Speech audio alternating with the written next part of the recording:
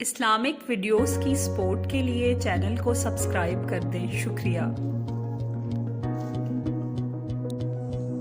Meteorological data के मुताबिक चांद की पैदाइश 29 रमज़ान जुमेरात के दिन यानी 20 अप्रैल को 9:13 सुबह को मतवक्के है और चांद नजर आने के लिए 29 रमज़ान की शाम चांद की उम्र सूरज गरूब के वक्त 19 घंटे होनी चाहिए, लेकिन 9:13 सुबह की पैदाइश के हिसाब से पाकिस्तान के तमाम इलाकों में सूरज गरूब के वक्त चांद की उम्र सिर्फ 10 घंटे होगी, जिसकी वजह से चांद नज़र आने की तवक्को नहीं है और चांद 21 अप्रैल बरोज़ जुमा को नज़र आएगा और ईद उल फितर बरोज़ हफ्ता 22 अप्रैल 2023 को होगी। ये प्रेडिक्शन और ये डाटा मेट्रोलॉजिकल इदारों के मुताबिक है।